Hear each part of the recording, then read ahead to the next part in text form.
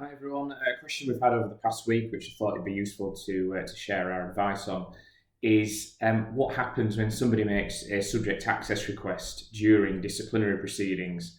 Now, we are aware that there are a number of, I would say, tactics that can be employed by employees to try and delay disciplinary processes. The most common being sickness absence, raising a grievance during the process, can't source a representative.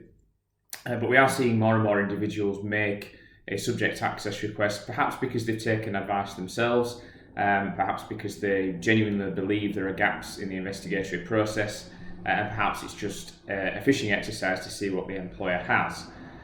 The advice, as with much of employment law, is that there is no definitive answer. So the Information Commissioner's Office has not published any guidance specifically recommending that a procedure be postponed. The Employer Practices Code does not deal with that. The ACAS Code does not deal with it. So what we're looking at is the general principles of fairness in a disciplinary procedure, and that is something that the tribunal will assess as part of any unfair dismissal test. So in our view, I suppose we would, the answer to the question depends largely on the confidence that we have in the material which has been disclosed in relation to the allegations at hand. So if a subject access request is likely to reveal information which has not yet been disclosed as part of the disciplinary process, it really should be provided. If not, and further down the line, and we have a month to respond to that subject access request, if at that point information is disclosed which was relevant to disciplinary proceedings and we have taken the decision to dismiss, that will very likely undermine the fairness of the process, because at that point we have to hold our hands up and say that we have an incomplete investigation. Now that can be remedied on appeal, but it's certainly not ideal, and you as the employer would be on the back foot in defending the fairness of that process.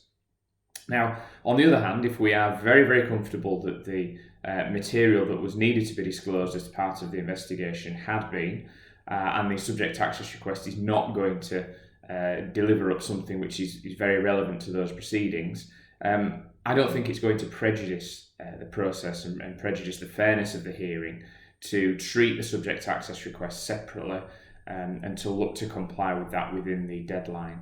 Now remember that the ACAS Code also says that disciplinary proceedings must be carried out promptly and fairly.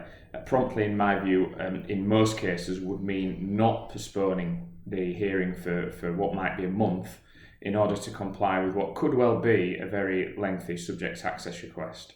So I think in summary, once you receive the subject access request from the employee, assess whether there may be any gaps in our investigation which could come back to haunt us, if we comply with the request.